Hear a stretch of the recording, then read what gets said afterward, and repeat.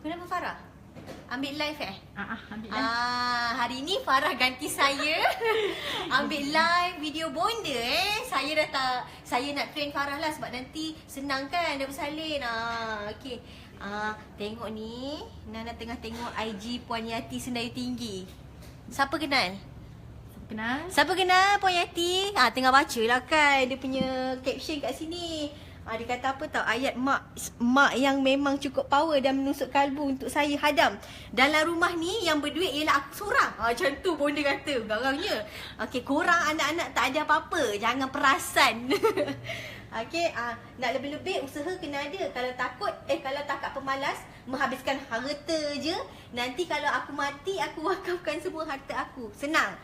Kalau kat dunia je malas, mana mungkin nak sedekahkan aku Al-Fatihah kat kubur. Orang Banjar memang membahasakan diri aku kau dalam conversation dia. Kalau orang tak biasa rasa macam kasar sangat kan. Ya ke orang Banjar aku kau? Ya kot. Ya ke? Okay. Tapi bagi kami tu biasa-biasa je. Kira macam panggilan ibu, mak lah. Mak saya ni ayat memang ganas tapi hati ada taman. Dalam hati ada taman sebenarnya. Ya ke? Okey, dengan anak je dia garang. Kalau dengan cucu terus lembut, termasuk dengan gigi dia sekali. Jom Farah. Jom. Mana Puan? Kita skoding. Puan kat mana? Skoding bonda kat mana? Alright. Kat toilet ke kat mana? Kat tengah makan ke tengah apa? Sini. Jom. Sini. Buat apa tu? Makan Maggi Marah dia. Memang saya marah? Saya baru cakap dengan dia. Saya cakap, kau makan apa? Selamat. Ini maksudnya penjimatan negara. Betul. Tengah bulan ke? Tengah bulan tu Saya tak adalah kejam. Kau orang yang pilih sini. Okey, kalau kita makan makanan segera, satu bungkus mie segera, toksin yang ada dalam perut kita boleh dicernakan. Kau buat apa sekarang? Kau tanya-tanya ni. Tak ada. Kau buat dia? Tak, saya tengok IG Puan Yati. Tengok dia punya Hey! Apa? Selai. Dia punya, tengok dia kata Itu video kan? go live. Ayo. Tengok dia kata, jangan ni Puan Yati kata, okey, jangan perasan anak-anak dalam rumah ni yang berdua aku seorang je. Macam tu Lepas tu betul ke Puan ni ganas dengan anak-anak? Saya nak tahu ni. Berapa yang dah tengok? Dalam Ya Allah, banyaknya! Okey, betul ke ganas dengan anak-anak? Kau jangan wartawan. Nana ni, ya Allah, Nana bertaubat tak? Sikit. Okey, pasal Maggi belum habis lagi. Tak boleh makan selalu. Tak je Nana. Elok tau Tak Maggi ni. elok, tapi minta sikit. Minta sikit. Duduk bonda. Lapang. Farah timeline. Nak teruskan ke? Teruskan je lah. Nak tahu ni. Saya angkat ikut. Anda nak tahu ke? Ada komen siapa yang nak tahu? Ada tak yang komen? Ada. Dia macam apa? Komen apa? Just cakap salamnya, salam kat bonda. Lepas tu bestnya macam tu je. Ya ke? Okey, terima kasih banyak sebab follow. So, apa yang statement Yati? Saya tak sempurna, Nana. Kau nak dengar ke tak ni? Nak dengar ni. Okey, jom berstory ala-alam dah tu lah. Jujur je ya. Okey. Itu frame. Kami baru rehat.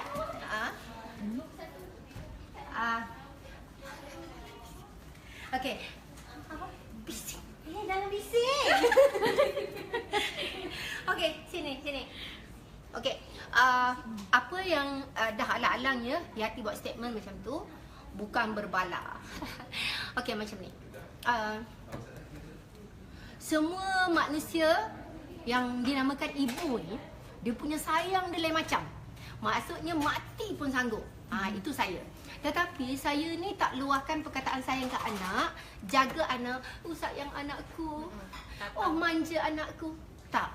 Sebab saya tengok arwah ayah saya mendidik saya ialah dengan cara motivasi. Tetapi mak saya sangat-sangat garang. Saya pernah orang pensyarah universiti, 3 orang. Dia mengkaji kenapa saya berjaya berniaga. Dia tanya saya siapa mak ayah saya. Mula-mula saya deny tau, kejayaan saya disebabkan oleh mak saya. Bukan mak ayah. Memang saya berjaya berniaga, saya apa semua sebab saya motivasikan diri saya. Okey, follower boleh dengar tak? Boleh? Jelas ya? So, jangan jauh sangat sebab takut nanti suara tak jelas. Nak saya ambil kan, Meh?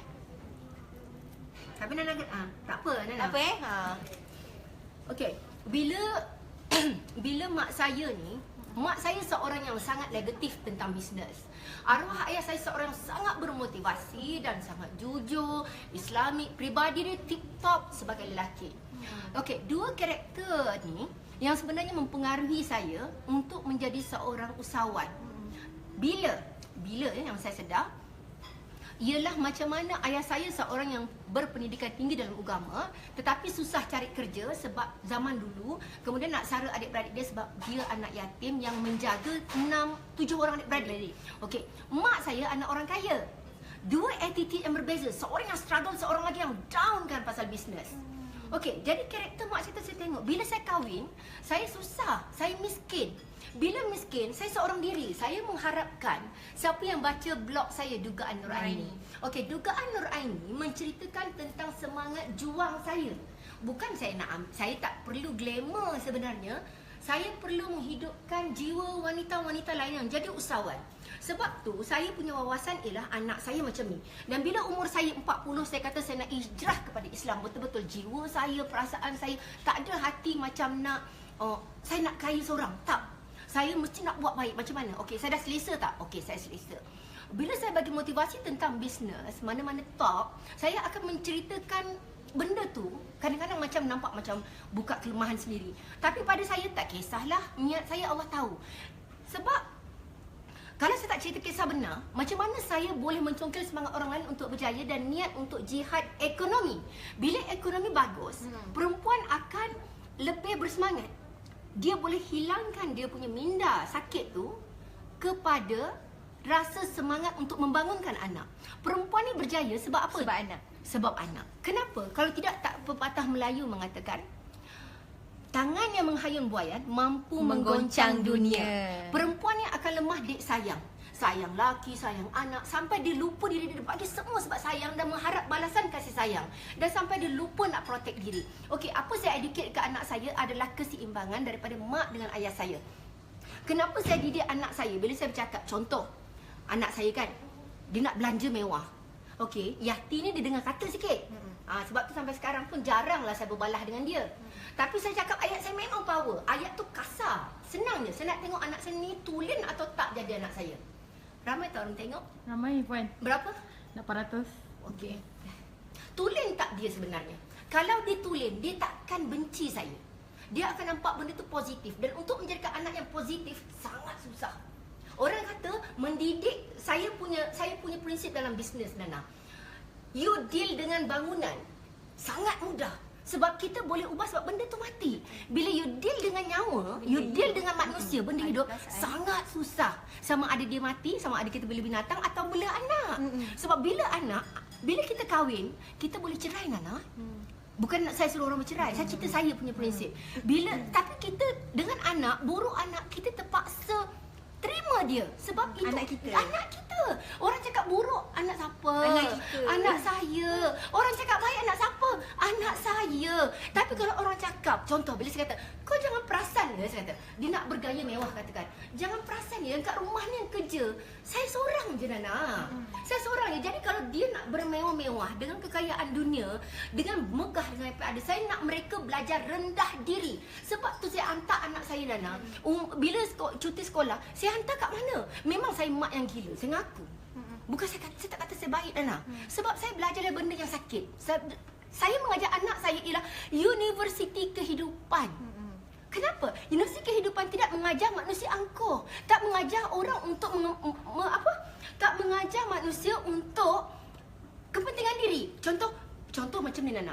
Saya cakap ayat tu supaya dia besar nanti dia elaborate. Dia elaborate kenapa niat saya. Jangan perasannya engkau jadi anak orang kaya. Sebab saya nampak selalu anak orang kaya ni, mereka akan menghabiskan duit mak ayah. Saya nak mereka start dari zero untuk mereka kaya sangat. Saya bagi mereka pancing, untuk pancing jiwa, pancing jiwa, pancing jiwa. Okay, so saya hantar anak saya cuti sekolah. Nana kat mana Nana? Nana rasa? Dekat sekolah pondok. Ha, engkau. Nana, don't say the same. Okey, saya hantar anak saya cuti sekolah dekat rumah anak yatim. Supaya mereka lihat orang yang tak ada mak ayah. Betul. Supaya mereka menghargai mak yang garang. Satu hari saya ingat satu je, dalam buruk-buruk mak ni, berapa orang tengok? Ramai kan? Berapa? 1,000. Okey, dalam banyak-banyak, contoh apa Nana tadi saya cakap? Contoh, bila mak ni tak elok, mak ni tak bagus. Satu hari kalau saya mati, dalam 1000 ayat saya, tak banyak satu dia pakai. Oh, aku besar macam ni. Oh, aku macam ni. Saya tak kisahlah kalau anak saya kata mak saya kejam, tak apa. Tapi anak saya insya-Allah tak macam tu. So, saya hantar rumah anak yatim. Bila hantar rumah anak yatim, Nana, Ami, Mak, kenapa mak hantar tempat macam ni? Rumah sempit, saya tak ada tempat mandi. Lagi, banyak kutu.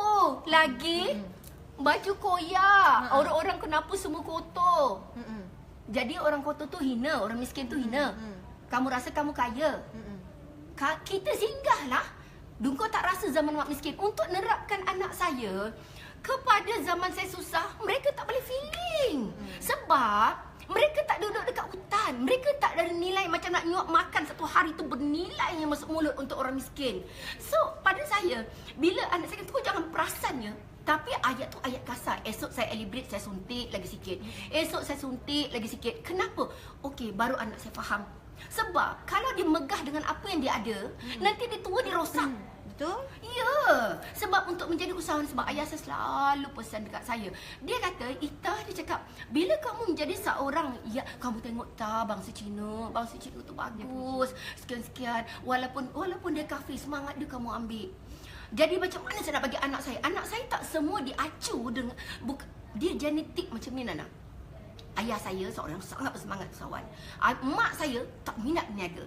Bila saya kahwin, suami saya seorang yang sangat pasif, yang tak minat bercakap, yang tak ada komunikasi, yang tak nampak future. Macam mana nak tukar? Sebab genetik dia tak boleh ubah, Nana. So macam mana saya kata nak ubah anak saya? Okey, contoh kupas bawang. Contoh, saya ini seorang yang sangat simbolik. That's why kalau anak saya berjaya, saya tak heran. Dan kalau saya pilih staff pun, saya akan pilih 2 orang staff. Ada asyik korek hidung. Berapa tu? Dalam 500 macam tu. Dah kurang. Okey, tak apa. Kita ada yang nak saya sambung lagi ke? Ataupun anda tak nak sambung? Sebab biasa beauty. Cik tengok apa orang komen. Nak sambung ke? Sambung ke tak? Nana? Sebab nak sambung tak? Followers nak sambung tak? Tolong komen. Jelas tak? Ada yang kata tak jelas? Oh, ya ke? Sambung bonda. Bonda Sikit sambung je, ya? bonda. Okey, Sikit sambung je. kamu sikit je. Okey, satu saya sedar. Zaman muda dulu saya kurang pendedahan agama. Okey, so kesedaran agama tu sangat penting. Dan saya tak pernah putus untuk mendoakan agama. Sebab bila anak ni didedahkan kepada dunia, kita tak payah ajar pun dia orang nampak dunia, Nana. Tapi nak kembalikan anak kepada agama ni, ya Allah, Masya Allah, susah. Jadi saya rasa ramai yang tak suka topik ni mungkin sebab dia melibatkan sensitivity. Mungkin juga disebabkan oleh tentang keusahawanan. Ramai orang jadi usahawan, sebenarnya rahsianya sangat-sangat susah. Sangat susah. Sebab seorang usahawan yang berjaya ni, dia kena belajar. Selain daripada market strategy, market behavior, dia kena tahu juga banyak kelemahan dalam diri dia. Macam mana nak jadi seorang ketua, untuk menjadi seorang pengarah, untuk menjadi seorang leader dalam satu pasukan, team business, kita kena tahu kontrol diri, kena tahu kelemahan diri, baru kita boleh faham orang lain. Okey, itu saja. Golak. Assalamualaikum. Maaf banyak-banyak.